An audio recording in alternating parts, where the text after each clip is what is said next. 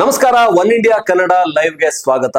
ದಿನದ ಹಾಗೆ ನಾಳಿನ ಒಂದಷ್ಟು ಹೈಲೈಟ್ ಸುದ್ದಿಗಳ ರೌಂಡ್ ಅಪ್ ಅನ್ನ ನಿಮ್ಮ ಮುಂದೆ ತರುವಂತ ಒಂದು ಪ್ರಯತ್ನ. ಸೊ ಇವತ್ತಂತೂ ತುಂಬಾ ಇಂಟ್ರೆಸ್ಟಿಂಗ್ ಆಗಿರುವಂತ ಸುದ್ದಿಗಳಿದಾವೆ. ಯಾಕೆಂದ್ರೆ ನಾವು ಹಬ್ಬ ಅಂತ ಅನ್ಕೊಂಡು ಮರೆತು ಬಿಟ್ಟಿರ್ತೀವಿ. ಪೂಜೆ ಮಾಡ್ತಾ ಮೈಸೂರು ದಸರಾ, ಅದು ಜಂಬೂ ಸವಾರಿ, ಈ ಜೋಶಲ್ಲಿ ಏನಾಗ್ತಾ ಇದೆ ಅನ್ನೋದನ್ನ ನಮ್ಮ ಸುತ್ತಮುತ್ತ ರಾಜ್ಯದಲ್ಲಿ, ದೇಶದಲ್ಲಿ, ವಿದೇಶದಲ್ಲಿ ಏನಾಗ್ತಾ ಇದೆ ಅನ್ನೋದನ್ನ ಮರ್ತಿರ್ತೀವಿ. ಅಂತ ಇಂಟ್ರೆಸ್ಟಿಂಗ್ ಸುದ್ದಿಗಳನ್ನ ನಿಮ್ ಮುಂದೆ ಕೊಡ್ತೀವಿ. ಒಂದಷ್ಟೊತ್ತು ನೋಡ್ತಾ ಹೋಗಿ. ಯಾಕಂದ್ರೆ ಇದು ಸದ್ಯದ ಆ ಏಷ್ಯಾ ಕಪ್ ಹೀಟ್ ಇತ್ತಲ್ಲ, ಭಾರತಕ್ಕೆ ನಕ್ವಿ ಟ್ರೋಫಿ ಕೊಡದೆ ಮಾಡಿದ್ದ ನಕರ, ಜೊತೆಗೆ ಕಾಂತಾರದ ಕಲೆಕ್ಷನ್ ದಾಖಲೆಯನ್ನ ಮುರಿತಾ ಇರೋದು.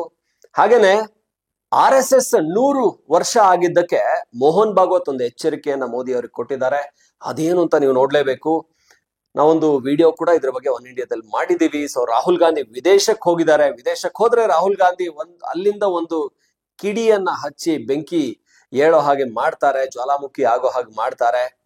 ಇದರ ಜೊತೆಗೆ ಭಾನುವಾರ ಮತ್ತೊಂದು ಹೈ ವೋಲ್ಟೇಜ್ ಪಂದ್ಯ ಇದೆ, ಇಂಡಿಯಾ ಪಾಕಿಸ್ತಾನ್ ಪಂದ್ಯ ಇದೆ. ಸೊ ಏಷ್ಯಾ ಕಪ್ ನಲ್ಲಿ ಭಾರತ ಪಾಕಿಸ್ತಾನ್ ಮುಖಾಮುಖಿಯಿಂದ ಎಂತ ಆಪರೇಷನ್ ಸಿಂಧೂರದ ಕಿಚ್ಚು ಏನು ಇಲ್ಲಿ ಎದ್ದಿತ್ತು, ಅದು ಮತ್ತೊಮ್ಮೆ ಆ ದಿನ ಕಾಣಿಸುತ್ತೆ ಅನ್ನಿಸ್ತಾ ಇದೆ. ಅದಕ್ಕೆ ಈಗಾಗ್ಲೇ ಪಾಕಿಸ್ತಾನದವರು ಭಾರತವನ್ನ ಕೆಣಕೋ ಕೆಲಸವನ್ನ ಪದೇ ಪದೇ ಮಾಡ್ತಾರೆ. ಕೆಣಕಿ ಮತ್ತೆ ಏಟು ತಿಂತಾರೆ. ಪಾಕಿಸ್ತಾನ ಈಗಾಗ್ಲೇ ಮೊನ್ನೆ ಬಾಂಗ್ಲಾದೇಶ್ ವಿರುದ್ಧ ಮೊದಲ ಪಂದ್ಯದಲ್ಲೇ ಸೋತೋಗಿದೆ ಬಿಡಿ, ಹೀನಾಯವಾಗಿ ಸೋತೋಗಿದ್ದಾರೆ. ಪಾಕಿಸ್ತಾನದ ಕೈಯಲ್ಲಿ ಏನೂ ಇಲ್ಲ ಬಂಡವಾಳ. ಸೊ ಇದೆಲ್ಲ ಸುದ್ದಿಗಳನ್ನ ನೋಡೋಣ. ಹಾಗೆ ಮೊದಲಿನ ಸುದ್ದಿ, ನಮ್ಮ ರಾಜ್ಯದ ಸುದ್ದಿ ಬಿಟ್ಟು ಹೋಗೋದಿಕ್ಕಾಗತ್ತಾ? ಮುಖ್ಯಮಂತ್ರಿ ಬದಲಾವಣೆ, ಇದು ದಿನ ದಿನ ಹೇಳಿ ಹೇಳಿ ಸೌಕಲಾಗಿದೆ ಅಂತ ಅನ್ಸಿದ್ರು ಅದಕ್ಕೊಂದು ಅಪ್ಡೇಟ್ ಸಿಗ್ತಾನೆ ಇರುತ್ತೆ. ಸ್ವತಃ DK ಶಿವಕುಮಾರ್ ಹಿಂದೆ ಏನ್ ಮಾಡಿದ್ರು ಅಂದ್ರೆ, ಮುಖ್ಯಮಂತ್ರಿ ಬದಲಾವಣೆ ವಿಚಾರ ಯಾರು ತೆಗಿತಾರೋ ಅವರಿಗೆ ನೋಟಿಸ್ ಕೊಡ್ತೀವಿ ಅಂತ ಮತ್ತೊಮ್ಮೆ ಅದೇ ನಿಲುವನ್ನ DK ಶಿವಕುಮಾರ್ ವ್ಯಕ್ತಪಡಿಸಿದ್ದಾರೆ. ಅದು ಅವರ ಸಂಬಂಧಿಕರಾದಂತ ಶಾಸಕ ರಂಗನಾಥ್ ಆಗಿರ್ಲಿ ಅಥವಾ ಆಪ್ತ ಬಳಗದವ್ರು ಯಾರೇ ಆಗಿರ್ಲಿ. ಸುರ್ಜೇವಾಲಾ ಅವರು ಕೂಡ ಹೇಳಿದ್ದಾರೆ, ಮುಖ್ಯಮಂತ್ರಿ ಬದಲಾವಣೆ ಸಂಬಂಧ ಹೈಕಮಾಂಡ್ ಮಾತ್ರ ಮಾತಾಡಬೇಕು, ಬೇರೆ ಯಾರು ಮಾತಾಡಿದ್ರು ಕೂಡ ಅವರಿಗೆ ಶಿಸ್ತು ಸಮಿತಿಯಿಂದ ನೋಟಿಸ್ ಕೊಡ್ತೀವಿ ಅಂತ. ಕರ್ನಾಟಕದಲ್ಲಿ ಶಿಸ್ತು ಸಮಿತಿ ಅಂದ್ರೆ ಅದು ಸಿದ್ದರಾಮಯ್ಯನವ್ರಿಗೆ ಅಪ್ಲೈ ಆಗೋದಿಲ್ಲ, ಅವ್ರ ಆಪ್ತರಿಗೆ ಬಹಳಷ್ಟೇನು ಅಪ್ಲೈ ಆಗಲ್ಲ ಅನ್ಸುತ್ತೆ. ಆದ್ರೆ DK ಶಿವಕುಮಾರ್ ಅವ್ರ ಮೇಲೆ ಸ್ವಲ್ಪ ಅಪ್ಲೈ ಆಗುತ್ತೆ, ಯಾಕೆಂದ್ರೆ ಅವ್ರು ಶಿಸ್ತಲ್ಲಿ ಇದಾರಲ್ಲ. ಯಾಕೆಂದ್ರೆ DK ಶಿವಕುಮಾರ್ ಪಕ್ಷಕ್ಕೆ ನಿಷ್ಠರು, ಶಿಸ್ತಾಗಿರುವಂತವ್ರು, ಕಾಂಗ್ರೆಸ್ ಅಲ್ಲಿ ಪಕ್ಷ ವಿರೋಧಿ ಚಟುವಟಿಕೆ ಮಾಡಿದವರೇ ಅಲ್ಲ. ಪಾಪ ಶಿಸ್ತಾಗಿದ್ದವ್ರಿಗೇನೆ ಶಿಕ್ಷೆ ಸಿಗೋದು ಜಾಸ್ತಿ. ಹಾಗಾಗಿ DK ಶಿವಕುಮಾರ್ ಅವ್ರ ಬಳಗಕ್ಕೇನೆ ಶಿಕ್ಷೆ ಜಾಸ್ತಿ. ಯಾರು ಅವ್ರ ಪರ ಮಾತಾಡಿದ್ರು ಅವ್ರಿಗೆ ನೋಟಿಸ್ ಕೊಡ್ತಾರೆ. ಅದೇ ಸಿದ್ದರಾಮಯ್ಯನವ್ರ ಪರ ಇದ್ದವ್ರು ಮಾತಾಡಿದ್ರೆ ಅಷ್ಟಾಗಿ ನೋಟಿಸ್ ಬರಲ್ಲ. ಯಾಕೆಂದ್ರೆ ಸಿದ್ದರಾಮಯ್ಯನವ್ರನ್ನ ಎದುರಾಕೊಳ್ಳೋದಿಕ್ ಆಗುತ್ತಾ? ಕಾಂಗ್ರೆಸ್ ಅಲ್ಲಿ ಅವರ ಪಡೆನೆ ದೊಡ್ಡದಾಗಿದೆ, CM ಸ್ಥಾನದಲ್ಲಿ ಕೂತಿದ್ದಾರೆ. ಸೊ ಆದ್ರೆ ರಾಜಣ್ಣ ಅವರನ್ನ ಮಂತ್ರಿ ಸ್ಥಾನದಿಂದಾನೇ ಕೆಳಗಿಳಿಸಿದ್ರು. ಅಂದ್ರೆ ಅವರೇ ರಾಜೀನಾಮೆ ಕೊಡೋ ಸ್ಥಿತಿ ಬಂತು.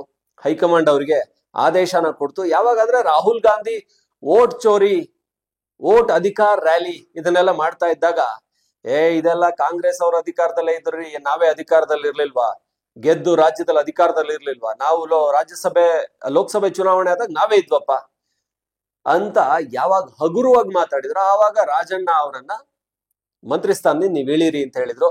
ಅವ್ರು ಸೈಲೆಂಟ್ ಆಗಿ ಹೇಳಿದ್ರು. ಸಿದ್ದರಾಮಯ್ಯನವ್ರ ಆಪ್ತರು, ಸಿದ್ದರಾಮಯ್ಯನವ್ರು ಉಳಿಸ್ಕೊಳಕ್ ಆಗ್ಲಿಲ್ಲ. ಯಾವಾಗ ರಾಹುಲ್ ಗಾಂಧಿ ಬಗ್ಗೆ ಮಾತಾಡ್ತಾರೋ ಅವಾಗಂತೂ ಶಿಕ್ಷೆ ಖಂಡಿತ. ಅದು ಸಿದ್ದರಾಮಯ್ಯನವ್ರ ಬಣಕ್ಕಾರ ಆಗ್ಲಿ, DK ಶಿವಕುಮಾರ್ ಬಣಕ್ಕಾದ್ರೂ ಆಗ್ಲಿ. ಆದ್ರೆ ಸಿದ್ದರಾಮಯ್ಯನವ್ರಿಗೆ ಒಂದ್ ಸಣ್ಣ ಎಕ್ಸ್ಕ್ಯೂಸ್ ಇದೆ ಅಂತ ಹೇಳ್ಬೋದು. ಯಾಕಂದ್ರೆ ಅವರು ದೊಡ್ಡ ಪವರ್, ಇಲ್ಲಿ ಬಿಗ್ ಪವರ್ ಹೌಸ್ ಅಂದ್ರೆ ಸಿದ್ದರಾಮಯ್ಯನವರು, ಅದು ಬಿಟ್ರೆ DK ಶಿವಕುಮಾರ್. ಹಾಗಾಗಿ ಅಂತೂ ಇಂತೂ ಇಬ್ರು ಕೂಡ, DK ಶಿವಕುಮಾರ್ ಕೂಡ ಹೇಳಿದ್ದಾರೆ, ಬಾಯಿ ಮುಚ್ಕೊಂಡಿರಿ ಎಲ್ರು, 5 ವರ್ಷ ಸಿದ್ದರಾಮಯ್ಯನವ್ರ CM ಅಂತ ಅವ್ರು ಹೇಳಿದ್ಮೇಲೆ ಯಾಕದ್ರ ಬಗ್ಗೆ ಮಾತಾಡ್ತೀರಾ? ಹೈಕಮಾಂಡ್ ತೀರ್ಮಾನ ಮಾಡುತ್ತೆ ಬಿಡಿ, ನಮ್ ನಡುವೆ ಏನೋ ಒಪ್ಪಂದ ಆಗಿದೆ, ನಾನ್ ಮಾತಾಡಿದ್ರೆ ಓಕೆ, ನೀವೇನಕ್ ಮಾತಾಡ್ಬೇಕು ಅನ್ನೋ ರೀತಿ DK ಶಿವಕುಮಾರ್ ತಮ್ಮ ಆಪ್ತ ಬಳಗಕ್ಕೆ ಕೂಡ ಎಚ್ಚರಿಕೆ ಕೊಟ್ಟಿದ್ದಾರೆ. ಇದು ಮಾಧ್ಯಮದ ಮುಂದೆ. ಆದ್ರೆ ಹಿಂದೆ ಏನ್ ಮಾಡ್ತಾರೋ ಯಾರಿಗ್ ಗೊತ್ತು. ಹಿಂದೆ ತಮ್ಮ ಆಪ್ತ ಬಳಗದವ್ರನ್ನ ಕರೆದು, ನೋಡ್ರಪ್ಪ ಆಗಾಗ ಧ್ವನಿ ಹೇಳ್ತಾ ಇರ್ಬೇಕು ನನ್ ಪರವಾಗಿನೂ, ಇಲ್ಲ ಅಂತ ಹೇಳಿದ್ರೆ ನನಗೇನ್ ಸಿಗ್ಬೇಕು ಆ ಪಾಲ್ ಸಿಗೋದಿಲ್ಲ. ಸುಮ್ನೆ ನಾನು ಯುದ್ಧ ಮಾಡಿ ಗೆದ್ದು ನನಗೆ ರಾಜ್ಯನೇ ಇಲ್ಲ ಅಂತ ಅಂದ್ಬಿಟ್ರೆ ಹೆಂಗೆ ಅಂತ ಹೇಳಿರ್ಬೋದು, ಗೊತ್ತಿಲ್ಲ. ಇದು ರಾಜಕಾರಣ, ಇಲ್ಲಿ ಏನಾಗುತ್ತೆ ರಣತಂತ್ರಗಳು ಅನ್ನೋದು ಯಾರಿಗೂ ಗೊತ್ತಿರಲ್ಲ. ಹಾಗಾಗಿ ರಾಜ್ಯದಲ್ಲಿ ನಡೀತಾ ಇರೋದು ನವೆಂಬರ್ ಕ್ಲೈಮ್ಯಾಕ್ಸ್ ಏನಾದ್ರು ಆಗುತ್ತಾ ಅನ್ನೋ ಕುತೂಹಲವಂತೂ ಎಲ್ರಿಗೂ ಮುಂದುವರಿತಾನೆ ಇದೆ. ಇನ್ನ ಈ ಸುದ್ದಿಯ ಜೊತೆಗೆ ನಾವು ದೇಶದ ಸುದ್ದಿಗೆ ಹೋಗೋದಾದ್ರೆ, ನರೇಂದ್ರ ಮೋದಿ RSS 100ನೇ ವರ್ಷದ ಸಂಭ್ರಮಾಚರಣೆ 1925 ಆರಂಭವಾದಂತಹ RSS ವಿಜಯದಶಮಿ ದಿನ ನಾಗಪುರದಲ್ಲಿ ಆರಂಭ ಆಗಿತ್ತು. ಅಲ್ಲಿ ಹೆಡ್ಗೇವಾರ್ ಅವರು ಆರಂಭಿಸಿದಂತ ಈ ರಾಷ್ಟ್ರೀಯ ಸ್ವಯಂ ಸೇವಕ ಸಂಘ ಜಗತ್ತಿನಾದ್ಯಂತ ಬೆಳೆದಿದೆ. ಜಗತ್ತಿನಾದ್ಯಂತ ದೊಡ್ಡ ಸ್ವಯಂ ಸೇವಕ ಸಂಘ ಆಗಿದೆ, ಸಂಸ್ಥೆ ಆಗಿದೆ. ಅಂತಹ ಏನು RSS 1980ರಲ್ಲಿ ಏನು ಬಿಜೆಪಿಯ ಹುಟ್ಟಿಗೆ ಕಾರಣ ಆಯ್ತು. ಬಿಜೆಪಿ ನಿಧಾನಕ್ಕೆ ರಾಜ್ಯಗಳಲ್ಲಿ ಅಧಿಕಾರಕ್ಕೆ ಏರ್ತಾರೆ, ದೇಶದಲ್ಲಿ ಅಧಿಕಾರಕ್ಕೇರಿ ಕರ್ನಾಟಕದಲ್ಲಿ ಕೂಡ, ದಕ್ಷಿಣದಲ್ಲಿ ಮೊದಲ ಬಾರಿಗೆ ಕರ್ನಾಟಕದಲ್ಲಿ ಕೂಡ ಅಧಿಕಾರಕ್ಕೆ ಬಂದು, ಅಂದ್ರೆ ಮೈತ್ರಿ ಆಗಿದ್ದುಕೊಂಡೋ ಇಲ್ಲ ಅತೃಪ್ತರೋ ಅಲ್ಪತೃಪ್ತರೋ ಹೊರಗಡೆ ಬಂದು ಏನೋ ಕರ್ನಾಟಕದಲ್ಲೂ ಅಧಿಕಾರಕ್ಕೆ ಏರಿ ಒಂದು ಪ್ರಬಲವಾದಂತ ರಾಜಕೀಯ ಪಕ್ಷವಾಗಿ ಬೆಳೀತು. ಅಂದ್ರೆ ಅದರ ತಾಯಿ ಸ್ಥಾನದಲ್ಲಿರುವಂತದ್ದು RSS. RSS ನ 100ನೇ ವರ್ಷದ ಆಚರಣೆಗೆ ಮೋದಿ ಹೋಗಿದ್ರು ಅತಿಥಿಯಾಗಿ. ಅಲ್ಲಿ ಭಾಗವತ್ ಅವರು ಒಂದು ಪ್ರಮುಖ ವಿಚಾರವನ್ನು ಹೇಳಿದ್ದಾರೆ. ಇತ್ತೀಚೆಗೆ ನೇಪಾಳದಲ್ಲಿ ದಂಗೆ ಆಯ್ತು. KP ಶರ್ಮಾ ಒಲಿ ಅವ್ರನ್ನ ಓಡಿಸಿದ್ರು. ಹೇಗೆ ಶೇಖ್ ಹಸೀನಾ, ಹೇಗೆ ಗೋಟಬಯ ರಾಜಪಕ್ಷ ಅವ್ರನ್ನ ಶ್ರೀಲಂಕಾದಿಂದ ಓಡಿಸಿದ್ರು, ಅದೇ ರೀತಿ ಓಡಿಸಿ ಇಲ್ಲಿ ಕೂಡ ನೇಪಾಳದಲ್ಲಿ ಏನು ಮಧ್ಯಂತರ ಸರ್ಕಾರ ಬರೋದಕ್ಕೆ ಸುಶೀಲಾ ಕರ್ಕಿ ಮಧ್ಯಂತರ ಸರ್ಕಾರ ಬಂದು ಅಲ್ಲಿನ ಸುಪ್ರೀಂ ಕೋರ್ಟ್ ನ್ಯಾಯಾಧೀಶೆ. ಸೊ ಆ ಒಂದು ಕ್ರಾಂತಿಗೆ ಕಾರಣ ಆದಂತ ಜೆನ್ಜಿಗಳು ಭಾರತದಲ್ಲಿ ಕೂಡ ಕ್ರಾಂತಿ ಮಾಡ್ಬೋದು, ಹುಷಾರಾಗಿರಿ ಅಂತ. ಅಂದ್ರೆ ಈ ಎಚ್ಚರಿಕೆಯನ್ನು ಗಂಭೀರವಾಗಿ ತೆಗೆದುಕೊಳ್ಬೇಕಾಗಿದೆ. ಭಾರತದಲ್ಲಿ ಅತ್ಯಂತ ಹೆಚ್ಚು ಜೆನ್ಜಿಗಳಿದ್ದಾರೆ. 55% ಯೂತ್ಸ್ ನಮ್ಮ ದೇಶದಲ್ಲಿದ್ದಾರೆ. ಜಗತ್ತಿನ ಅತಿ ದೊಡ್ಡ ಯುವಕರ ಜನಸಂಖ್ಯೆಯನ್ನ ಹೊಂದಿರುವಂತ ದೇಶ ಇದು. ಹಾಗಾಗಿ ಇಲ್ಲಿ ಪ್ರತಿಭಟನೆ, ಇಲ್ಲಿ ಏನಾದ್ರೂ ಭುಗಿಲೆದ್ರೆ ಅದು ಯಾವ ಹಂತಕ್ಕೆ ಬೇಕಾದ್ರೂ ಹೋಗ್ಬಹುದು ಅನ್ನುವಂತ ಎಚ್ಚರಿಕೆಯನ್ನ ಕೊಟ್ಟಿದ್ದಾರೆ. ಭಾರತದಲ್ಲಿ ಸಹಜವಾಗಿ ಪ್ರತಿಭಟನೆ ದೊಡ್ಡ ಮಟ್ಟಿಗೆ ಹೋದ್ರೆ ಅದನ್ನ ಕಂಟ್ರೋಲ್ ಮಾಡಕ್ ಸಾಧ್ಯ ಆಗೋದಿಲ್ಲ ಅನ್ನೋದಂತೂ ಇಲ್ಲಿನ ಜನಸಂಖ್ಯೆ ನೋಡಿದ್ರೆ ಸ್ಪಷ್ಟ. 150 ಕೋಟಿ ಜನಸಂಖ್ಯೆಯಲ್ಲಿ ನೀವು 100 ಕೋಟಿಗಿಂತ ಹೆಚ್ಚು ಜನ ಯುವಕರೇ ಇದ್ದಾರೆ ಅಂತ ಹೇಳಿದ್ರೆ ಅವ್ರನ್ನ ತಡೆಯೋದಿಕ್ ಸಾಧ್ಯನಾ? ಒಂದು ಸಾಗರದ ತರ, ಒಂದು ಪ್ರವಾಹದ ತರ ಬರ್ತಾರೆ.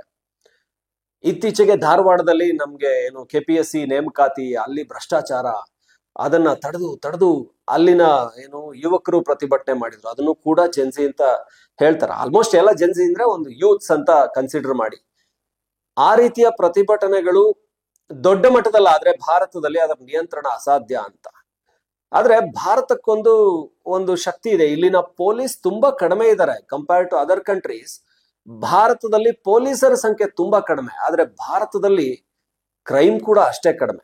ನಾವು ಹೇಳ್ಬೋದು ಭಾರತದಲ್ಲಿ ತುಂಬಾ ಏನು ಅನಾಚಾರ ಇದೆ, ತುಂಬಾ ಸಮಸ್ಯೆಗಳಿದೆ ಅಂತ. ಆದ್ರೆ ಕಂಪೇರ್ ಟು ನಮ್ಮ ಪಾಪ್ಯುಲೇಷನ್ ಇದೆಯಲ್ಲ, ಅದರ ರೇಷಿಯೋ ನೋಡಿದ್ರೆ ನಮ್ಮ ದೇಶದಲ್ಲಿ ಎಷ್ಟು, ಒಂದು 4 ಲಕ್ಷ ಜನ ಜೈಲ್ಗಳಲ್ಲಿ ಇದ್ದಾರೆ.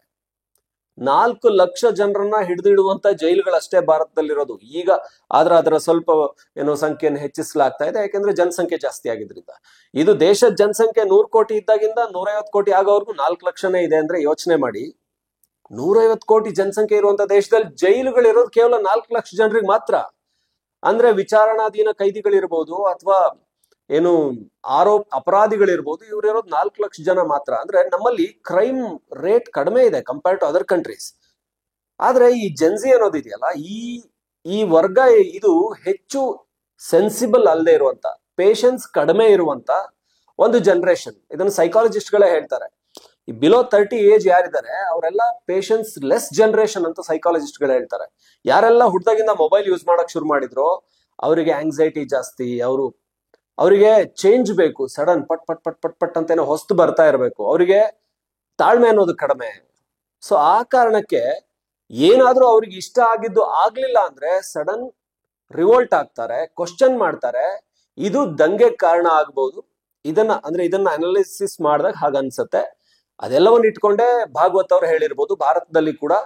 ಯಾಕಂದ್ರೆ ಇಲ್ಲಿ ಭಾರತದಲ್ಲಿ ಸದ್ಯ ಈಗಿರುವ ಏನು ಮೋಹನ್ ಭಾಗವತ್ ಅವರ ಹೇಳಿಕೆಗೆ ಹೋಲಿಕೆ ಮಾಡಿ ನೋಡೋದಾದ್ರೆ ಯಾಕೆ ಹೇಳಿರ್ಬೋದು ಅಂದ್ರೆ, ಇನ್ನೊಂದು ವಿಷಯ ಇವತ್ತೇ ಸಿಗ್ತಾ ಇದೆ. ರಾಹುಲ್ ಗಾಂಧಿ ಕೊಲಂಬಿಯಾದಲ್ಲಿದ್ದಾರೆ.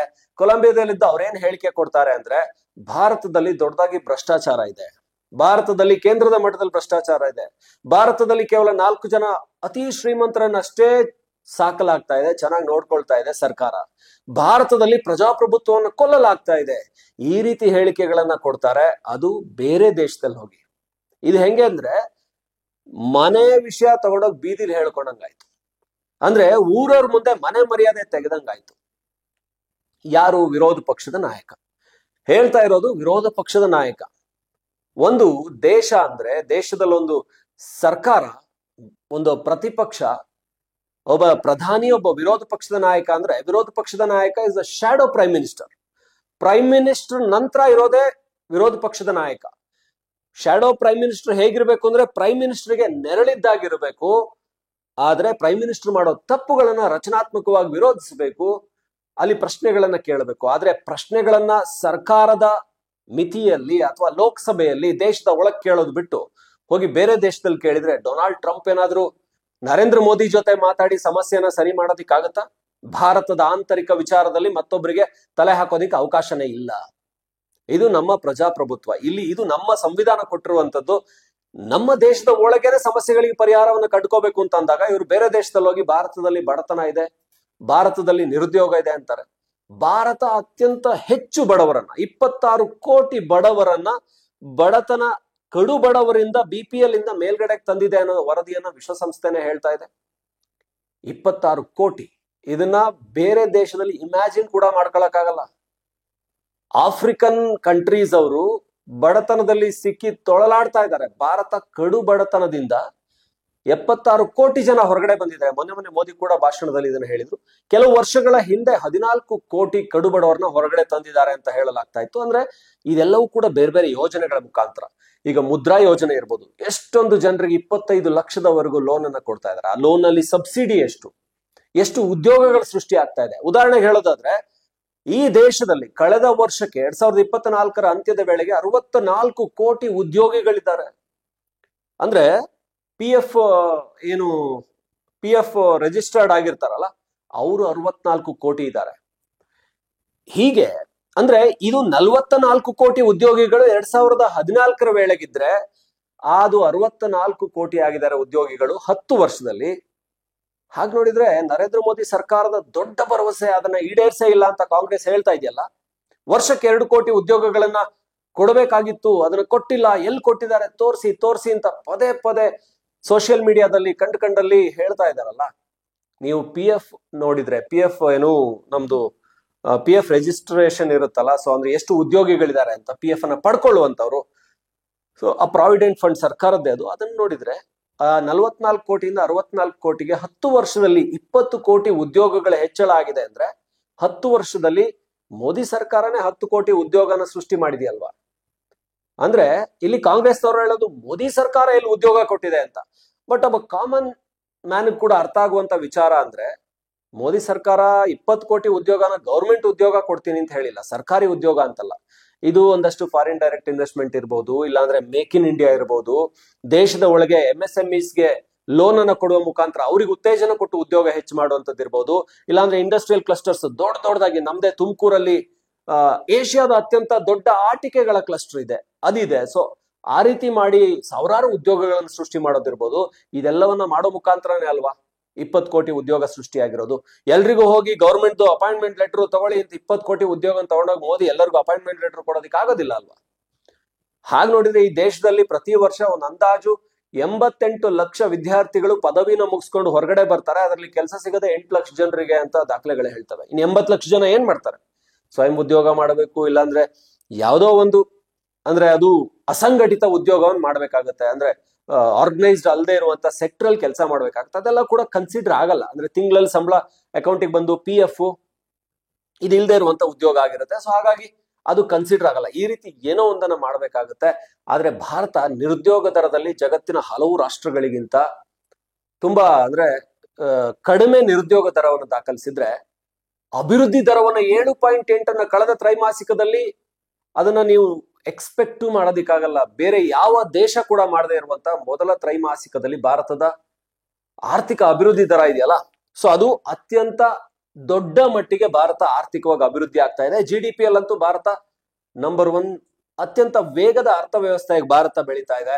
ಹೀಗಿರುವಂತ ಭಾರತದ ಬಗ್ಗೆ ವಿದೇಶದಲ್ಲಿ ಹೋಗಿ ರಾಹುಲ್ ಗಾಂಧಿ ಆಡ್ತಾ ಇರುವಂತ ಮಾತುಗಳು ನಿಜಕ್ಕೂ ಒಂದು ದೇಶವನ್ನ ಎಷ್ಟರ ಮಟ್ಟಿಗೆ ಒಬ್ಬ ವಿರೋಧ ಪಕ್ಷದ ನಾಯಕ ಬೇರೆ ದೇಶದಲ್ಲಿ ಅದರ ಘನತೆಯನ್ನ ಕಾಪಾಡಬೇಕು, ಅದರ ಘನತೆಯನ್ನ ಕಳೆಯುವಂತ ಕೆಲಸ. ಅಂದ್ರೆ ಮೋದಿಯನ್ನ ವಿರೋಧಿಸೋದಕ್ಕೋಸ್ಕರನೇ ನೀವು ಬೇರೆ ದೇಶದಲ್ಲಿ ಹೋಗಿ, ಈಗ ಡೊನಾಲ್ಡ್ ಟ್ರಂಪ್ ಭಾರತಕ್ಕೆ ಬರ್ತಾರೆ, ಅವ್ರು ಬಂದ್ಬಿಟ್ಟು ಜೋ ಬೈಡೆನ್ ಬಗ್ಗೆ ಅಥವಾ ಕಮಲಾ ಹ್ಯಾರಿಸ್ ಬಗ್ಗೆ ನೆಗೆಟಿವ್ ಮಾತಾಡಿದ್ರೆ ಚೆನ್ನಾಗಿರುತ್ತಾ? ಜೋ ಬೈಡೆನ್ ಆತರ ಎಲ್ಲೂ ಮಾತಾಡಿಲ್ಲ ಅಲ್ವಾ? ಅಥವಾ ಯಾವುದೋ ಬೇರೆ ದೇಶ, ಆಸ್ಟ್ರೇಲಿಯಾದ ಪ್ರಧಾನಿನೋ ಅಥವಾ ಫ್ರಾನ್ಸ್ನ ಪ್ರಧಾನಿನೋ ಇಲ್ಲಿ ಬಂದ್ಬಿಟ್ಟು ಅಲ್ಲಿನ ವಿರೋಧ ಪಕ್ಷದವ್ರ ಬಗ್ಗೆ ಇಲ್ಲಿ ಮಾತಾಡಿದ್ರೆ ಚೆನ್ನಾಗಿರುತ್ತಾ? ಹೇಳಿಕೆಗಳು ಕೊಟ್ರೆ ಚೆನ್ನಾಗಿರುತ್ತಾ? ನಮ್ಗೇನೋ ಚೆನ್ನಾಗಿದೆ ಅನ್ಸಲ್ಲ. ಅದೇ ರೀತಿ ಭಾರತದ ವಿರೋಧ ಪಕ್ಷದ ನಾಯಕರು ಹೋಗಿ ಅಲ್ಲಿ ಬೇರೆ ದೇಶದಲ್ಲಿ ಭಾರತದಲ್ಲಿ ನಿರುದ್ಯೋಗ ಬಡತನ ಇದೆ ಅಂತ ಹೇಳಿದ್ರೆ ಚೆನ್ನಾಗಿರಲ್ಲ ಅಂತ ನೋಡಿದವರಿಗೆ, ಜನಸಾಮಾನ್ಯರಿಗೆ ಅನ್ಸುತ್ತೆ. ಸೊ ಅದನ್ನೇ ನಾವು ಹೇಳ್ತೀವಿ, ಭಾರತದ ಸಮಸ್ಯೆಗಳನ್ನ ಭಾರತದ ಒಳಗಿದ್ದು ಇಲ್ಲಿನ ಚೌಕಟ್ಟಿನಲ್ಲಿ ಲೋಕಸಭೆಯಲ್ಲಿ ಪ್ರಧಾನಿ ಅವ್ರನ್ನ ಪ್ರಶ್ನೆ ಮಾಡಿ ಸರಿ ಮಾಡ್ಕೊಳ್ಬಹುದು ಅಂತ ಅನ್ಸುತ್ತೆ. ಸದ್ಯಕ್ಕೆ ಇದು ಜನ್ಸಿ ದಂಗೆ ಕಾರಣ ಆಗ್ಬೋದು ಅಂತ ಕೂಡ ಏನು ಮೋಹನ್ ಭಾಗವತ್ ಹೇಳಿದ್ದಕ್ಕೆ ಎಲ್ಲೋ ಒಂದ್ ಕಡೆ ಲಿಂಕ್ ಆಗ್ತಾ ಇದೆ. ರಾಹುಲ್ ಗಾಂಧಿ ಯೂತ್ ಲೀಡರ್ ಅಂತ ಕೆಲವು ಕಳೆದ ಟರ್ಮ್ ವರ್ಗು ಹೇಳ್ತಾ ಇದ್ರು. ಬಟ್ ಇತ್ತೀಚೆಗೆ ಬಿಜೆಪಿ ಅವರೆಲ್ಲ 50 ದಾಟಿರೋರು ಯೂತ್ ಲೀಡರ್ ಅಂತಪ್ಪ ನಮ್ ದೇಶದಲ್ಲಿ ಅಂತ ತಮಾಷೆ ಮಾಡಿದ್ಮೇಲೆ ಬಹುಶಃ ಯುವ ನಾಯಕ ಅನ್ನೋ ಆ ಒಂದು ಹಣೆಪಟ್ಟಿನ ಅವರು ಹಾಕೋತಾ ಇಲ್ಲ. ಸೊ ರಾಹುಲ್ ಗಾಂಧಿ ಆದ್ರೂ ಕೂಡ ಯೂತ್ ಫಾಲೋಯಿಂಗ್ ರಾಹುಲ್ ಗಾಂಧಿಗೆ ಚೆನ್ನಾಗಿದೆ ಅನ್ಬೋದು.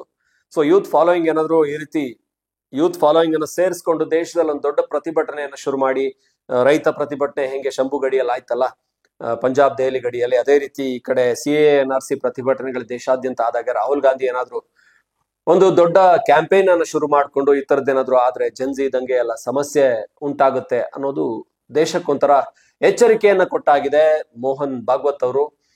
ನೋಡೋಣ, ಇದು ಮೋದಿ ಇದ್ರ ಬಗ್ಗೆ ಎಲ್ಲ ತಲೆ ಕೆಡ್ಸ್ಕೊಳ್ಳೋದು ಅನ್ಸುತ್ತೆ. ಯಾಕೆಂದ್ರೆ ಮೋದಿಗೂ ಕೂಡ ಜನ್ಸಿ ತುಂಬಾ ದೊಡ್ಡ ಸಪೋರ್ಟ್ ಇದ್ದಾರೆ. ಯೂತ್ಸ್ ಇವತ್ತು ಹೈಸ್ಕೂಲ್, PUC, ಡಿಗ್ರಿ ಮಾಡ್ತಾ ಇರುವಂತ ಯೂತ್ಸ್ ಕೂಡ ಮೋದಿಗೆ ದೊಡ್ಡ ಅಭಿಮಾನಿ ಬಳಗ ಇದೆ. ಅದನ್ನ ನಾವು ದೇಶಾದ್ಯಂತ ನೋಡ್ತಾನೆ ಇರ್ತೀವಿ ಸುದ್ದಿಗಳಲ್ಲಿ. ಯಾರೋ ಒಬ್ಬ ಹುಡುಗ ಗುಜರಾತ್ ನಲ್ಲೇ ಮೋದಿ ಅವರ ರೇಖಾಚಿತ್ರವನ್ನ ಬಿಡಿಸಿ ಅದನ್ನ ಹಿಡ್ಕೊಂಡು ಅದ್ರ ಜೊತೆಗೆ ಒಂದು ಸೆಲ್ಫಿನ, ಒಂದು ಆಟೋಗ್ರಾಫ್ ಬೇಕು ಅಂತ ಅಳ್ತಾ ಇದ್ದಿದ್ದು ಮೊನ್ನೆ. ಇನ್ನು ಕೂಡ 10-15 ವರ್ಷದ ಬಾಲಕ. ಸೊ ಮೋದಿ ಅದನ್ನ ತಗೊಂಡು ನಾನು ಆಟೋಗ್ರಾಫ್ ಹಾಕೊಡ್ತೀನಿ, ಒಂದು ಲೆಟರ್ನು ಬರೀತೀನಿ ಅಂತ ಹೇಳಿದ್ದು. ಅದೆಲ್ಲ ಒಂದು 15 ದಿನದ ಹಿಂದೆ ಗುಜರಾತ್ ನಲ್ಲೇ ಸುದ್ದಿ ಆಗಿತ್ತು. ಮೋದಿ ಹೋದಲ್ಲೆಲ್ಲ ಮಕ್ಕಳಿಂದ ಮುದುಕರವರು ಅವ್ರಿಗೆ ಅಭಿಮಾನಿಗಳಿದ್ದಾರೆ. ಸೊ ಹಾಗಾಗಿ ಜನ್ಸಿ ದಂಗೆ ಎಲ್ಲ ಭಾರತದ ಮಟ್ಟಿಗೆ ತುಂಬಾ ಸಾಧ್ಯತೆಗಳು ಕಡಿಮೆ ಅಂತ ಹೇಳ್ಬೋದು. ಇದು ದೇಶದ ರಾಜಕಾರಣ. ಆದ್ರೆ ನಮ್ಮ ಕನ್ನಡದ ಕಾಂತಾರದ ಬಗ್ಗೆ ಮಾತಾಡ್ಲೇಬೇಕು. ದೇಶಾದ್ಯಂತ ದೊಡ್ಡ ಸೌಂಡ್ ಮಾಡ್ತಾ ಇದೆ ಕಾಂತಾರ. ಪ್ರತಿ ರಾಜ್ಯದಲ್ಲಿ ಕೂಡ, ಪ್ರತಿ ನಗರದಲ್ಲಿ ಕೂಡ, Tier 2 cities ಗಳಲ್ಲಿ ಕೂಡ ಕಾಂತಾರವನ್ನು ನೋಡ್ತಾ ಇದ್ದಾರೆ. ಯಾಕಂದ್ರೆ ಕಾಂತಾರದ ಕ್ರೇಜ್ ಚಾಪ್ಟರ್ 1 ಇಂದ, ಅಂದ್ರೆ ಅದು ಚಾಪ್ಟರ್ 1 ಅಂತಾರೆ, ಅದರ ಸೀಕ್ವೆಲ್ ಈಗ ಬಂದಿರೋದು ಪ್ರೀಕ್ವೆಲ್.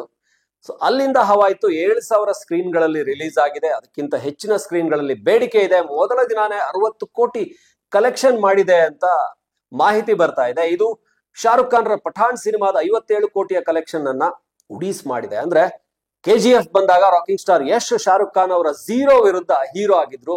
ಈಗ ಪಠಾಣ್ ಅನ್ನ ದಾಖಲೆಯನ್ನ ಮುರಿದು ರಿಷಬ್ ಶೆಟ್ಟಿ ಹೀರೋ ಆಗಿದ್ದಾರೆ. ಬಾಲಿವುಡ್ಗೆ, ಸ್ಯಾಂಡಲ್ವುಡ್ಗೆ ಕಂಪೇರ್ ಮಾಡ್ಕೊಳಕ್ಕೆ ಆಗ್ತಿರ್ಲಿಲ್ಲ ಒಂದು ಕಾಲದಲ್ಲಿ, ಅಂದ್ರೆ ಈಗ ಒಂದು 10 ವರ್ಷ ಹಿಂದೆ ಹೋದ್ರೆ. ಆದ್ರೆ ಈಗ ಎಲ್ಲ ಇಂಡಿಯನ್ ಸಿನಿಮಾ ಅಂತ ಆಗಿದೆ. ರಿಷಬ್ ಶೆಟ್ಟಿ ಮಾಡಿರುವಂತ ಸಿನಿಮಾ ಕುಂದಾಪುರದಿಂದ ಮತ್ತೊಬ್ಬ ಜೀನಿಯಸ್ ಉಪೇಂದ್ರ ಅವರನ್ನು ನೋಡಿದ್ವಿ. ಈಗ ಅದೇ ಕುಂದಾಪುರದಿಂದ ಮತ್ತೊಬ್ಬ ಜೀನಿಯಸ್ ರಿಷಬ್ ಶೆಟ್ಟಿ ಮಾಡಿರುವಂತ ಸಿನಿಮಾದ ಮ್ಯಾಜಿಕ್ ವರ್ಲ್ಡ್ ವೈಡ್ ಪ್ರದರ್ಶನದಲ್ಲಿ ಕೋಟಿಗಟ್ಟಲೆ ಹಣವನ್ನು ಗಳಿಸ್ತಾ ಇದೆ. ಇದ್ರ ಬಗ್ಗೆ ನಾವು ಸುದ್ದಿ ಕೂಡ ಮಾಡಿದೀವಿ. KGF ದಾಖಲೆನ ಮುರಿಬಹುದು ಅಂತ ಲೆಕ್ಕಾಚಾರ ಹಾಕಲಾಗ್ತಾ ಇದೆ. ಬುಧವಾರ ಸಂಜೆ ರಿಲೀಸ್ ಆಗಿದೆ. ಕರ್ನಾಟಕದಾದ್ಯಂತ ಬುಧವಾರ ಶೋಗಳು ಸಿಕ್ಕಿತ್ತು ಸಂಜೆ 6 ಗಂಟೆಯಿಂದಾನೆ. ಗುರುವಾರ ಹೌಸ್ಫುಲ್ ಶೋ ಆಗಿದೆ. ಶುಕ್ರವಾರ, ಶನಿವಾರ, ಭಾನುವಾರ ಕೂಡ ಫಾಸ್ಟ್ ಫಿಲ್ಲಿಂಗ್ ಇದೆ. ಎಲ್ಲ ಶೋಗಳು ಫುಲ್ ಆಗ್ತಾ ಇದೆ. ಸೊ ವೀಕೆಂಡ್ಸ್ ಅಲ್ಲಂತೂ ಕಾಂತಾರದ್ದೇ ಕಲರ್, ಎಲ್ಲ ಕಡೆ ಅದೇ ಸುದ್ದಿ. ಇನ್ನ ಮುಂದಿನ ಸೋಮವಾರದ ನಂತರ ಅದು ಕ್ರೇಜ್ ಹೇಗಿರುತ್ತೆ, ಸಿನಿಮಾ ಚೆನ್ನಾಗಿದೆ, ಮೌತ್ ಟಾಕ್ ಇದೆ ಅಂತ ಹೇಳಿದ್ರೆ ಖಂಡಿತ ಸಿನಿಮಾ ಮತ್ತಷ್ಟು, ಅಂದ್ರೆ ವೀಕ್ ಡೇಸ್ ಅಲ್ಲೂ ಹೆಚ್ಚಿನ ಶೋಗಳು ಫಿಲ್ಲಿಂಗ್ ಆಗುತ್ತೆ. ಅಟ್ಲೀಸ್ಟ್ ಮಾರ್ನಿಂಗ್ ಅಥವಾ ಈವ್ನಿಂಗ್ ಅಲ್ಲಿ ಶೋಸ್ ಪಕ್ಕಾ ಚೆನ್ನಾಗಿ ಹೋಗುತ್ತೆ. ಹಾಗಾಗಿ 1000 ಕೋಟಿಗಿಂತ ಹೆಚ್ಚಂತೂ ಖಂಡಿತ ಮಾಡುತ್ತೆ ಅಂತ ಈಗಿನ ಸ್ಪೀಡ್ ಅನ್ನು ನೋಡಿದ್ರೆ ಅನ್ಕೋತಾ ಇದೀವಿ. ಅದೇ ಸ್ಪೀಡ್ ಅಲ್ಲಿ ಹೋದ್ರೆ ಬಹುಶಃ ಬಾಹುಬಲಿ ಹತ್ರಕ್ಕೆ ಕೂಡ ಹೋಗ್ಬಹುದು. ಯಾಕಂದ್ರೆ ಇದು ಕ್ರೇಜಿ ಜಮಾನ ಇದು. ಹಂಗಾಗಿ ಇವತ್ನವ್ರು ಏನು ಅಂದ್ರೆ, ನಾನ್ ಫಸ್ಟ್ ನೋಡ್ಬೇಕು, ಮತ್ತೆ ನಾನ್ ಬಿಗ್ ಸ್ಕ್ರೀನ್ ಅಲ್ಲಿ ನೋಡ್ಬೇಕು, ನಾನು OTT ಬರೋವರೆಗೂ ವೆಯ್ಟ್ ಮಾಡಲ್ಲ ಅನ್ನೋರೇ ಜಾಸ್ತಿ ಇದ್ದಾರೆ. ಒಂದ್ ಸಿನಿಮಾ ಕನ್ನಡದಲ್ಲಿ ವರ್ಷದಲ್ಲಿ ಒಂದ್ ಸಿನಿಮಾ ಈ ತರದ್ ಬರ್ಬೋದು. ಒಂದ್ ವರ್ಷ KGF ಬಂದ್ರೆ ಇನ್ನೊಂದ್ ವರ್ಷ ವಿಕ್ರಾಂತ್ ರೋಣ, ಇನ್ನೊಂದ್ ವರ್ಷ ಕಬ್ಜಾ ಬರ್ಬೋದು, ಮತ್ತೊಂದ್ಸರಿ ಅವನೇ ಶ್ರೀಮನ್. ಹೀಗೆ ಒಂದೊಂದ್ ಸಿನಿಮಾ ಈ ತರದ್ದೊಂದು ಅದ್ಭುತವಾದಂತ ದೃಶ್ಯ ವೈಭವ ಇರುವಂತದ್ದು. ವರ್ಷಕ್ಕೊಂದ್ ಸಿನಿಮಾ ಬರುತ್ತೆ. ಒಂದ್ 400-500 ಖರ್ಚು ಮಾಡಿ ನೋಡಿದ್ರೆ ಅದ್ರಲ್ಲಿ ಏನಿದೆ, ₹500 ಒಂದು ಅದ್ಭುತವಾದಂತ ಸಿನಿಮಾ ನೋಡೋದಕ್ಕೆ ಅಂತ ಯೋಚಿಸುವಂತ ಜನಸಂಖ್ಯೆ ದೊಡ್ಡದಿದೆ. ಹೇಳಿದ್ನಲ್ಲ, ಜೆನ್ಜಿ ಆತರ ಇದಾರೆ ಅಂದ್ರೆ ಅವ್ರಿಗೆ ₹500 ಒಂದು ಅದ್ಭುತ ಸಿನಿಮಾ ನೋಡೋದಕ್ಕೆ ಖರ್ಚು ಮಾಡೋದಕ್ಕೆ ಅವ್ರು ಹಿಂದೆ ಮುಂದೆ ನೋಡೋರಲ್ಲ. ಹಾಗೆ ಎಲ್ರು ಯೋಚನೆ ಮಾಡಿದ್ರೆ ಇಮ್ಯಾಜಿನ್ ಮಾಡ್ಕೊಳ್ಳಿ, ಒಂದ್ 5 ಕೋಟಿ ಜನ ಈ ದೇಶದಲ್ಲಿ ಹಂಗ ಅನ್ಕೊಂಡ್ರು ಅಂದ್ರೆ ಈ ಸಿನಿಮಾದ ಕಲೆಕ್ಷನ್ 1000 ಕೋಟಿ ಆರಾಮಾಗಿ ಹೋಗುತ್ತೆ. ಸೊ ಇದಂತೂ ಎಲ್ರಿಗೂ ಗೊತ್ತಿರೋದೇನೆ, ಇದರ ಕ್ರೇಜ್ ಹೆಂಗಿದೆ ಅಂತ. ಎಲ್ಲೆಲ್ಲೂ ಕಾಂತಾರದ್ದೇ ಮ್ಯೂಸಿಕ್, ಅದರದ್ದೇ ಸುದ್ದಿ. ಸೂಫ್ರಮ್ ಸೊ ಆದ್ಮೇಲೆ ಕನ್ನಡದಲ್ಲಿ ಕಾಂತಾರದ್ದೇ ಸೌಂಡ್ ಕೇಳಿ ಬರ್ತಾ ಇರೋದು. ಅದು ಈಗ ದೇಶಾದ್ಯಂತ, ಬರೀ ಕರ್ನಾಟಕ ಮಾತ್ರ ಅಲ್ಲ, ಹಂಗ್ ಬರ್ತಾ ಇದೆ. ಸೊ ಕಾಂತಾರ ಸಕ್ಸಸ್ ಮತ್ತಷ್ಟು ಹೆಚ್ಚಲಿ, ಕನ್ನಡ ಚಿತ್ರರಂಗಕ್ಕೆ ಇನ್ನಷ್ಟು ಗರಿಗಳು ಮೂಡ್ಲಿ ಅನ್ನುವಂಥದ್ದು ಕೂಡ ನಮ್ಮ ಹಾರೈಕೆ. ಇದು ಸಿನಿಮಾದ ಕತೆ. ಆದ್ರೆ ಇನ್ನ ನಾವು ಕ್ರಿಕೆಟ್ಗೆ ಬರಬೇಕು. ಕ್ರಿಕೆಟ್ ವಿಚಾರಕ್ಕೆ ಬಂದ್ರಂತೂ ನಾಡಿದ್ದು ಅಂದ್ರೆ ಭಾನುವಾರ ಭಾರತ ಪಾಕಿಸ್ತಾನ್ ಮತ್ತೊಂದು ಮುಖಾಮುಖಿ ಆಗುತ್ತೆ. ಕೊಲಂಬೋದ ಪ್ರೇಮದಾಸ ಕ್ರೀಡಾಂಗಣದಲ್ಲಿ. ಪ್ರೇಮ ಇರಲ್ಲ, ದ್ವೇಷ ಇರುತ್ತೆ. ಆ ಕ್ರೀಡಾಂಗಣದಲ್ಲಿ ಭಾರತ ಪಾಕಿಸ್ತಾನದವರು ಮತ್ತೆ ಮಹಿಳಾ ವಿಶ್ವಕಪ್ ಅಲ್ಲಿ ಮಹಿಳಾ ತಂಡಗಳು ಕೈ ಕುಲುಕೋದಿಲ್ಲ. ಇದು ಮತ್ತೊಮ್ಮೆ ಅಂದ್ರೆ ಎದುರಾಗ್ತಾ ಇರೋದು ಕೇವಲ 10 ದಿನಗಳ ಅಂತರದಲ್ಲಿ ಆಗ್ತಾ ಇರುವಂತ ಪಂದ್ಯದಲ್ಲಿ ಮತ್ತೊಮ್ಮೆ. ಈಗ ಮಹಿಳಾ ಕ್ರಿಕೆಟ್ ಹೆಂಗಿದೆ ಅಂದ್ರೆ ಅದಕ್ಕೂ ಕೂಡ ಈಗ ಏನು ಮೆನ್ಸ್ ಕ್ರಿಕೆಟ್ ಅಷ್ಟೇ ಕ್ರೇಜ್ ಇದೆ. ಅದನ್ನು ಕೂಡ ನೋಡುವಂತ ವರ್ಗ ದೊಡ್ಡದಾಗಿದೆ. ಅದರ ಏನು ಮಹಿಳಾ ವಿಶ್ವಕಪ್ ಗೆದ್ದವರಿಗೆ ಕೂಡ ದೊಡ್ಡ ಪ್ರೈಸ್ ಮನಿ ಕೊಡ್ತಾ ಇದ್ದಾರೆ. ಕ್ರೇಜ್ ಕೂಡ ಅಷ್ಟೇ ಇದೆ. ಸೊ ಹಾಗಾಗಿ ಭಾರತ ಪಾಕಿಸ್ತಾನ್ ಪಂದ್ಯ ಅಂದ್ರೆ ಮತ್ತೊಮ್ಮೆ ಅದೇ ಹೀಟ್ ಇರುತ್ತೆ. ಹಾಗಾಗಿ ಇಲ್ಲಿ ಒಂದು ಪಾಕಿಸ್ತಾನದ ನಾಯಕಿ ಹೇಳಿರುವಂತ ಒಂದು ವಿಚಾರ, ಮತ್ತೆ ಪಾಕಿಸ್ತಾನದ ಮಾಜಿ ನಾಯಕಿ ಕಮೆಂಟೇಟರ್ ಆಗಿರುವಂತ ಏನು ಕಮೆಂಟ್ರಿಯಲ್ಲಿ ಇರುವಂತಹ ಸನಾ ಮೀರ್ ಹೇಳಿರುವಂತ 2 ವಿಚಾರಗಳನ್ನ ನಾನು ನಿಮ್ಗೆ ಹೇಳ್ಬೇಕು. ಯಾಕಂದ್ರೆ ಪಾಕಿಸ್ತಾನದವ್ರದ್ದು ಪದೇ ಪದೇ ಕೆಣಕುವಂತ ಅಭ್ಯಾಸ ಅನ್ನೋದು ಎರಡನ್ನು ನೋಡಿದ್ರೆ ಗೊತ್ತಾಗುತ್ತೆ. ಸದ್ಯ ಫಾತಿಮಾ ಸನಾ ಇಲ್ಲಿ ನಾಯಕಿ ಆಗಿದ್ದಾರೆ ಪಾಕಿಸ್ತಾನ ತಂಡದ್ದು. ಏನಂತ ಅದ್ಭುತ ಪ್ರದರ್ಶನ ಏನ್ ಪಾಕಿಸ್ತಾನ ಕೊಡ್ತಾ ಇಲ್ಲ. ಪಾಕಿಸ್ತಾನ ಹೆಂಗ್ ಆಡ್ತಾ ಇದೆ ಅಂದ್ರೆ ಪಾಕಿಸ್ತಾನ ತರಾನೇ ಆಡ್ತಾ ಇದೆ. ಅವ್ರ ಕೈಯಲ್ಲಿ ಏನು ಆಡೋದಿಕ್ ಆಗಲ್ಲ, ಬರೀ ಕಿತಾಪತಿ ಮಾಡೋದು, ಯಾರಿಗಾರು ಕಿರುಕುಳ ಕೊಡೋದು, ಇಷ್ಟೇ ಕೆಲಸ ಅನ್ನೋ ತರ. ಆದ್ರೆ ಅವರ ಸಾಮರ್ಥ್ಯದಲ್ಲಿ, ನಿಜವಾದ ಕ್ರೀಡಾ ಸ್ಫೂರ್ತಿಯಲ್ಲಿ, ಕ್ರೀಡಾ ಮನೋಭಾವದಲ್ಲಿ ಆಡೋದಿಲ್ಲ ಅನ್ನೋದಕ್ಕೆ ಮೊನ್ನೆ ಒಂದು ಪಂದ್ಯದಲ್ಲಿ ಫಾತಿಮಾ ಸನಾ ಅವ್ರದ್ದು, ಪಾಕಿಸ್ತಾನ ಮಹಿಳಾ ತಂಡದ ಈಗ ನಾಯಕಿ ಇದಾರಲ್ಲ, ಅವರು ಈ ಹ್ಯಾರಿಸ್ ರೌಫ್ ಏನ್ ಮಾಡಿದ್ರಲ್ಲ, ಅಂದ್ರೆ ಜೆಟ್ಗಳು ಮೇಲೆ ಹಾರೋದು, ಹಂಗೆ ಬಿದ್ದು ಹೋಗೋದು, ಪಾಕಿಸ್ತಾನದ ಏನು ಹೊಡೆತಕ್ಕೆ ಭಾರತದ ಜೆಟ್ಗಳು ಬಿದ್ದು ಅನ್ನೋದನ್ನ ತೋರಿಸಿದ್ರು. ಆಮೇಲೆ ಭಾರತೀಯರು ಹೆಂಗೆ ನಮ್ಮ ಬೌಂಡ್ರಿ ಸಿಕ್ಸರ್ಗಳು ಬೀಳ್ತವೆ ಅನ್ನೋದನ್ನ ತೋರಿಸಿ ಅವರಿಗೆ ಸರಿಯಾಗಿ ಪಾಠ ಕಲಿಸಿದ್ರು. ಏಷ್ಯಾ ಕಪ್ ಅನ್ನ ಗೆದ್ಕೊಂಡು ಬಂದ್ರು. ಆದ್ರೆ ಮೊಯ್ಸಿನ್ ನಕ್ವಿ ಈಗಲೂ ನಕರ ಮಾಡ್ಕೊಂಡಿದ್ದಾರೆ. ಬಂದು ACC ಕಚೇರಿಯಲ್ಲಿ ಆ ಟ್ರೋಫಿನ ತಗೊಂಡೋಗಿ ನಾನೇ ಕೊಡ್ತೀನಿ, ನನ್ ಕೈಯಿಂದಲೇ ತಗೋಬೇಕು ಅಂತ ಹೇಳ್ತಾ ಇದ್ದಾರೆ. ಭಾರತದವರಂತೂ ಭಾರತದ ಆಟಗಾರರನ್ನಂತೂ ಕಳ್ಸೋದಿಲ್ಲ ಅಲ್ಲಿಗೆ. ಮುಂದೇನ್ ಮಾಡ್ತಾರೋ ಗೊತ್ತಿಲ್ಲ. ಆದ್ರೆ ಪಾಕಿಸ್ತಾನದ ನಾಯಕಿದ್ ಹೇಳ್ತಾ ಇದೆ ಫಾತಿಮಾ ಸನಾ. ಸೊ ಈ ಆಲ್ರೌಂಡರ್ ಫಾತಿಮಾ ಸನಾ ಅದೇ ಒಂದು ಏನು ಗೆಸ್ಚರ್ ಅನ್ನು ತೋರಿಸಿರುವಂತದ್ದು, ಅದೇ ರೀತಿಯ ಸನ್ನೆಯನ್ನ ಮಾಡಿರುವಂತದ್ದು. ಜೆಟ್ಗಳು ಮೇಲ್ ಹೋಗಿ ಬೀಳೋ ರೀತಿ, ಅಂದ್ರೆ ಭಾರತದ ಜೆಟ್ಗಳು ಬೀಳೋ ರೀತಿ ಸನ್ನೆ ಮಾಡಿದ್ದು. ಇದನ್ನ ಸೋಷಿಯಲ್ ಮೀಡಿಯಾದಲ್ಲಿ ಎಲ್ರು ಕೇಳ್ತಾ ಇರೋದು. ಫಾತಿಮಾ ಸನಾಗೂ ಕೂಡ ಇದೇ ರೀತಿ ಮರ್ಯಾದೆ ಕೊಡ್ಬೇಕು. ಅಂದ್ರೆ ಹ್ಯಾರಿಸ್ ರೌಫ್ಗೆ ಏನ್ ಮಾಡಿದ್ರು, ಚೆನ್ನಾಗಿ ಬಾರಿಸ್ಬೇಕು. ಅಂದ್ರೆ ಬ್ಯಾಟ್ ಮೂಲಕ ಅವರ ಬಾಲ್ಗಳಿಗೆ, ಅವ್ರು ಬ್ಯಾಟಿಂಗ್ ಬಂದಾಗ ಬೋಲ್ಡ್ ಮಾಡ್ಬೇಕು, ಅವ್ರನ್ನ ಔಟ್ ಮಾಡ್ಬೇಕು. ಸೊ ಪಾಕಿಸ್ತಾನಕ್ಕೆ ಬುದ್ಧಿ ಕಲಿಸ್ಬೇಕು, ಇಡೀ ತಂಡಕ್ಕೇನೆ ಸೋಲ್ಸಿ ಅವ್ರನ್ನ ಮನೆಗೆ ಕಳಿಸ್ಬೇಕು ಅಂತ. ನಾವೇನ್ ಸೋಲ್ಸೋದು, ಮೊನ್ನೆ ಬಾಂಗ್ಲಾದೇಶ ಅವರು ನಿನ್ನೆ ಪಂದ್ಯದಲ್ಲಿ ಹೆಂಗ್ ಹೊಡೆದಿದ್ದಾರೆ ಪಾಕಿಸ್ತಾನಕ್ಕೆ ಅಂದ್ರೆ, ಪಾಕಿಸ್ತಾನದವ್ರನ್ನ 40 ಓವರು ಆಡೋದಿಕ್ ಬಿಟ್ಟಿಲ್ಲ, ಆಲ್ ಔಟ್ ಮಾಡಾಕ್ ಬಿಟ್ಟಿದ್ದಾರೆ. 150 ರನ್ನು ಹೊಡೆಯೋದಕ್ ಬಿಟ್ಟಿಲ್ಲ. ಇನ್ನು ಇವ್ರು ಅದನ್ನ 30 ಓವರ್ಲಿ ಹೊಡೆದಾಕಿದ್ದಾರೆ. ಸೊ ಬಾಂಗ್ಲಾದೇಶ ಪಾಕಿಸ್ತಾನದಿಂದ 1971ರಲ್ಲಿ ಬೇರೆ ಆದಂತ ಹೊಸದಾಗಿ ಏನು ತನ್ನ ಒಂದು ಸ್ವತಂತ್ರ ದೇಶ ಆಗಿ ಈಗ ಅದು ಎಮರ್ಜ್ ಆಗ್ತಾ ಇರುವಂತ ಬಾಂಗ್ಲಾದೇಶ್, ಕ್ರಿಕೆಟ್ ಅಲ್ಲಿ ಕೂಡ ಎಮರ್ಜ್ ಆಗ್ತಾ ಇರುವಂತ ಬಾಂಗ್ಲಾದೇಶ ಪಾಕಿಸ್ತಾನವನ್ನ ಯಾವ ತರ ಸೋಲ್ಸಿದೆ ಅಂದ್ರೆ ಮಹಿಳಾ ತಂಡವನ್ನ.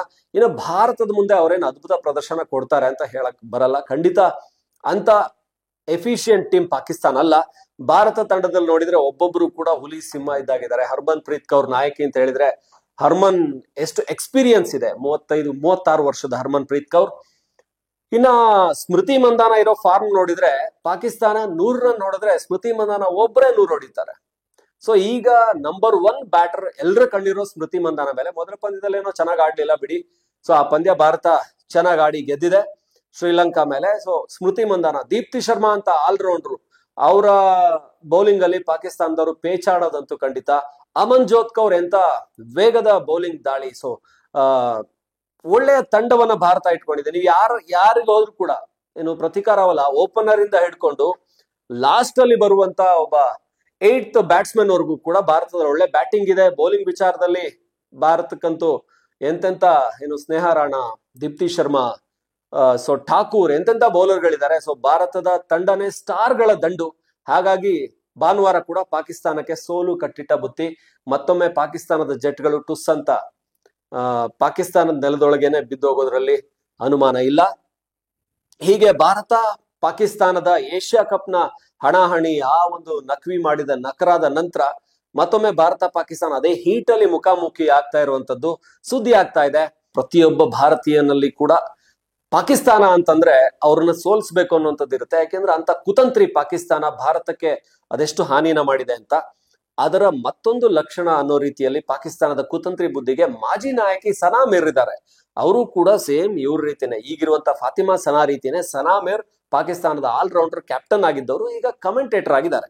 ಸೊ ಕಮೆಂಟ್ರಿಯಲ್ಲಿ ಅವರು ನತಾಲಿಯಾ ಅಂತ ಒಬ್ಬ ಪಾಕಿಸ್ತಾನದ ಬ್ಯಾಟ್ಸ್ಮನ್ ಮೊನ್ನೆ ಬಾಂಗ್ಲಾದೇಶ್ ವಿರುದ್ಧದ ಪಂದ್ಯದಲ್ಲಿ ಸೋತಾಗ, ನಿನ್ನೆ ಪಂದ್ಯದಲ್ಲಿ ಅವರು ಇದ್ದಿದ್ರಲ್ಲಿ ಟೀಮಲ್ಲಿ ಸ್ವಲ್ಪ ಚೆನ್ನಾಗಿ ಆಡಿದ್ರು ನತಾಲಿಯಾ. ಅವ್ರು ಬರೋದು ಕಾಶ್ಮೀರ್ ಭಾಗದಿಂದ, ಅವರನ್ನ ಆಜಾದ್ ಕಾಶ್ಮೀರದಿಂದ ಬರುವಂತ ಪ್ಲೇಯರ್ ಅಂತ ಹೇಳ್ತಾರೆ ಸನಾ ಮಿರ್. ಇದು ಭಾರತೀಯರನ್ನ ಕೆರಳಿಸಿದೆ.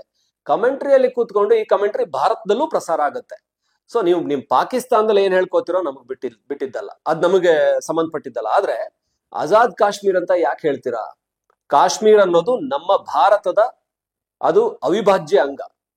ಕಾಶ್ಮೀರನ್ನ ನೀವು ಇಂಡಿಯಾ ಆಕ್ಯುಪೈಡ್ ಕಾಶ್ಮೀರ್ ಅಂತ ಕರಿಬಹುದು, ನಾವು ಪಾಕಿಸ್ತಾನ ಆಕ್ಯುಪೈಡ್ ಕಾಶ್ಮೀರ್ ಅಂತ ಕರಿತೀವಿ. ಸೊ ಅದು ನಮ್ಮದು. ಅದನ್ನ ಒಂದು ಸಂದರ್ಭದಲ್ಲಿ ಭಾರತ ಕೈ ಚೆಲ್ತು, ಅದರಿಂದಾಗಿ ಪಾಕಿಸ್ತಾನದ ಕಡೆಗೆ ಅದು ಹೋಯ್ತು.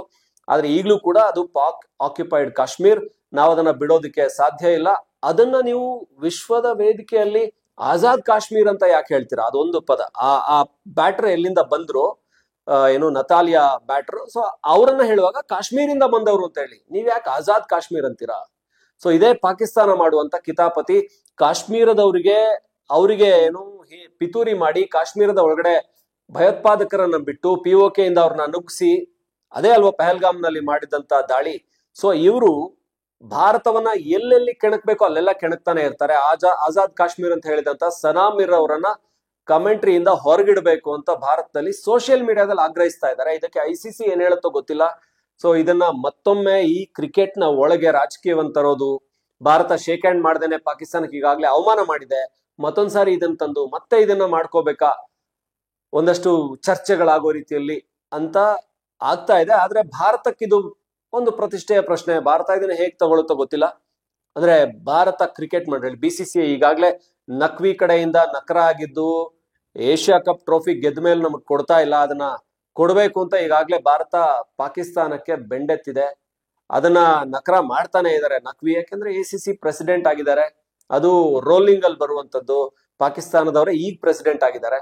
ಆದ್ರೆ ಭಾರತ ಆ ಪಾಕಿಸ್ತಾನದ ನರಿ ಬುದ್ಧಿ ಇರ್ಬೋದು, ಕುತಂತ್ರಿ ಬುದ್ಧಿ ಇರ್ಬೋದು, ಅದಕ್ಕೆ ಮಹಿಳಾ ಕ್ರಿಕೆಟ್ ಅಲ್ಲಿ ಕೂಡ ಗ್ರೌಂಡ್ ಅಲ್ಲಿ ಕ್ರೀಡಾಂಗಣದಲ್ಲಿ ಪಾಕಿಸ್ತಾನವನ್ನು ಸೋಲಿಸಿ ಅಂತೂ ಬುದ್ಧಿ ಕಲಿಸುತ್ತೆ. ಈಗಾಗಲೇ ದಾಖಲೆಯಲ್ಲಿ 11 ಬಾರಿ ಭಾರತ ಒನ್ ಡೇಯಲ್ಲಿ ಪಾಕಿಸ್ತಾನದ ಎದುರು 11 ಪಂದ್ಯಗಳನ್ನ ಆಡಿದೆ, 11ರಲ್ಲಿ ಕೂಡ ಗೆದ್ದಿದೆ. ಪಾಕಿಸ್ತಾನದ್ದು 0 ಪರ್ಫಾರ್ಮೆನ್ಸ್. ಈಗಲೂ ಭಾರತ ತಂಡ ಅಷ್ಟೇ ಎಫಿಷಿಯಂಟ್ ಆಗಿದೆ, ಈ ಪಂದ್ಯನು ಗೆಲ್ತಾರೆ. ಆದ್ರೆ ಈ ಸನಾ ಮಿರ್ ವಿಚಾರದಲ್ಲಿ ಏನ್ ಮಾಡ್ತಾರೋ ಗೊತ್ತಿಲ್ಲ. ಆಜಾದ್ ಕಾಶ್ಮೀರ್ ಅಂತ ಹೇಳಿದ್ದಕ್ಕೆ ಕ್ರಮ ತಗೋತಾರ, ಅವ್ರನ್ನ ಕಮೆಂಟ್ರಿಯಿಂದ ಹೊರಗಿಡ್ತಾರ? ಇದು ಸದ್ಯದ ಕುತೂಹಲ.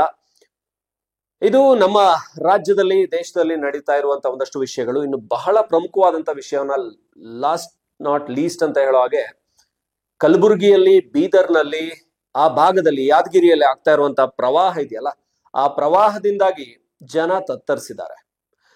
ಅಲ್ಲಿನ ಭಾಗದ ನಾಯಕರುಗಳು ಅಲ್ಲೇ ಇದ್ದು ಅಲ್ಲಿನ ಜನರ ಸಮಸ್ಯೆಗೆ ಪರಿಹಾರ. ಭೀಮಾ ನದಿ ಪ್ರವಾಹ ಹೇಗಿದೆ ಅಂದ್ರೆ ಜನ 3 ತಿಂಗಳು ಜೀವನನೇ ಕಳ್ಕೊಬಿಟ್ಟಿದ್ದಾರೆ ಅಂತ ಅಲ್ಲಿನ ಮಾಧ್ಯಮಗಳು ಹೇಳ್ತಾ ಇರುವಂತದ್ದು, ಮಾಧ್ಯಮಗಳಿಂದ ಬರ್ತಾ ಇರುವಂತ ಸುದ್ದಿ. 3 ತಿಂಗಳ ಜೀವನನೇ ಹಾಳಾಗಿದೆ ಅಂದ್ರೆ ಒಂದ್ ಇಡೀ ಬೆಳೆ ಹಾಳಾಗಿದೆ, ಮನೆಗಳೆಲ್ಲ ಹೋಗಿ ಅವ್ರು ಕಾಳಜಿ ಕೇಂದ್ರಗಳಲ್ಲಿದ್ದಾರೆ. ಸೊ ನಮ್ಮ ಸರ್ಕಾರ ದಸರೆಯನ್ನ ಸಂಭ್ರಮದಿಂದ ಆಚರಿಸ್ತಾ ಇದೆ. ಆದ್ರೆ ಭೀಮಾ ನದಿ ಪ್ರವಾಹದಿಂದ ತತ್ತರಿಸಿರುವಂತ ಜನರಿಗೆ ಪರಿಹಾರ ಯಾವಾಗ ಕೊಡ್ತೀರಾ?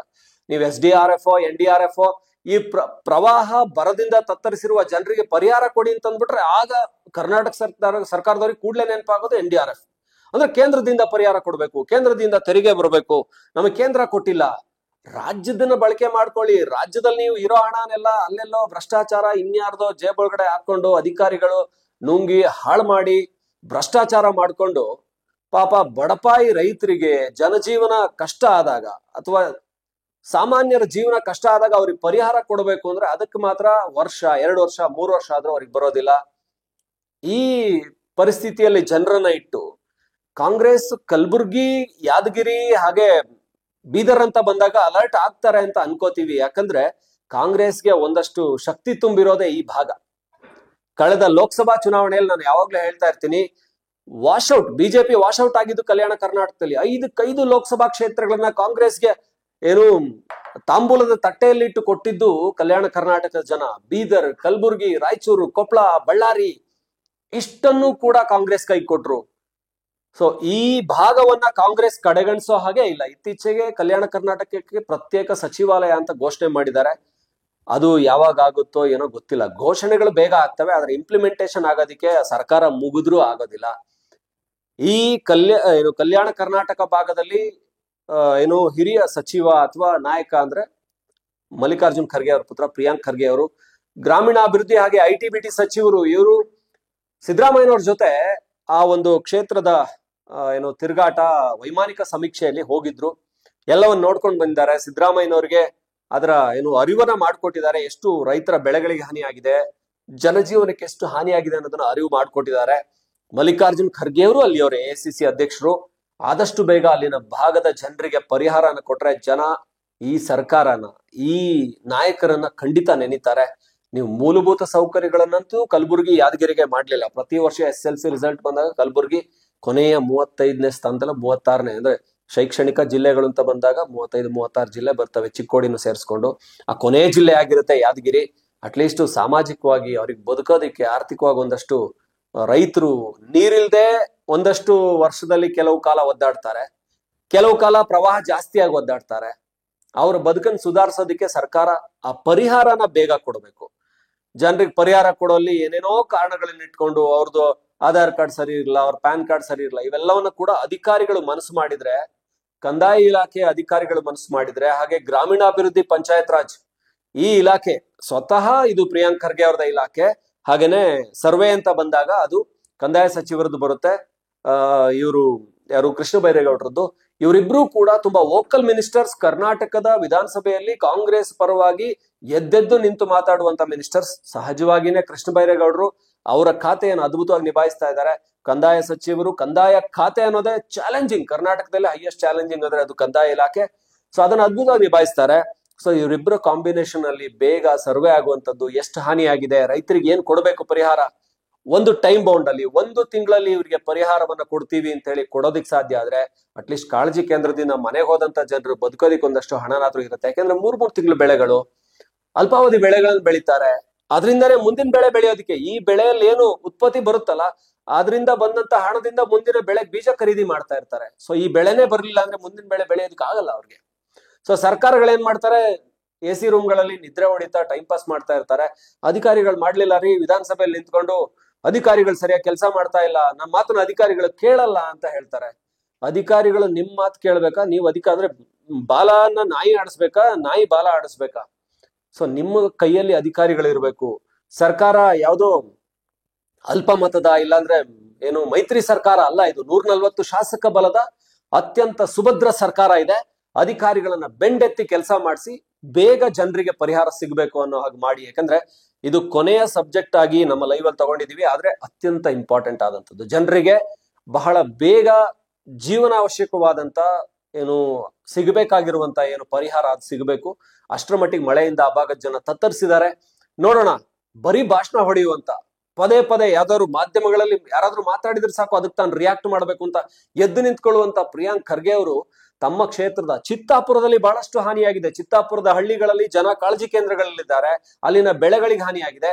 ತಮ್ಮ ಕ್ಷೇತ್ರದ ಜನರ ಕಷ್ಟಕ್ಕೋಸ್ಕರ ಆದ್ರೂ ಎದ್ದು ನಿಂತ್ಕೋತಾರ? ಬರೀ ಭಾಷಣಕ್ಕೋಸ್ಕರ ಎದ್ದು ನಿಂತ್ಕೊಳ್ಳುವಂತ ಪ್ರಿಯಾಂಕ್ ಖರ್ಗೆ ಅವರು ಈಗ ನಿಜವಾಗ್ಲೂ ಎದ್ದು ನಿಂತ್ಕೋಬೇಕು. ಈಗ ಮಲಗಬಾರ್ದವರು. ಈಗ ಆ ಕ್ಷೇತ್ರದ ಜನರಿಗೆ ಪರಿಹಾರ ಸಿಗೋವರೆಗೂ ಬಿಡಬಾರ್ದು, ಕೆಲಸ ಮಾಡಿಸ್ಬೇಕು ಅನ್ನುವಂಥದ್ದು ನಮ್ಮ ಕಳಕಳಿ. ಹಾಗಾಗಿ ನೋಡೋಣ, ಸರ್ಕಾರ ಸುಭದ್ರವಾಗಿದೆ, ಆದ್ರೆ ಅಷ್ಟೇ ಏನು ಕಾಳಜಿಯಿಂದ ಕೆಲಸ ಮಾಡ್ತಾರ? ಇದು ಜನರಿಗೆ ಆಗ್ಬೇಕಾಗಿರುವಂತ, ತುರ್ತಾಗಿ ಆಗ್ಬೇಕಾಗಿರುವಂತ ಪರಿಹಾರ ಸಿಗ್ಬೇಕಾಗಿರುವಂತದ್ದು ಕಲಬುರಗಿ, ಯಾದಗಿರಿ, ಬೀದರ್ ಭಾಗದ ಜನರಿಗೆ. ಇದು ರಾಜ್ಯದ ಸುದ್ದಿ, ಹಾಗೇನೆ ದೇಶದ ಸುದ್ದಿ ನಾವು ನಿಮಗೆ ತಂದಿರುವಂತದ್ದು. ಪ್ರತಿನಿತ್ಯ ಒಂದಷ್ಟು ವಿಶೇಷಗಳ ಜೊತೆಗೆ ವಿಶ್ಲೇಷಣೆಯನ್ನು ಕೂಡ ಕೊಡ್ತಾ ನಿಮ್ಮ ಮುಂದೆ ಬರ್ತಾ ಇರ್ತೀವಿ. ನೋಡ್ತಾ ಇರಿ ಒನ್ ಇಂಡಿಯಾ ಕನ್ನಡ.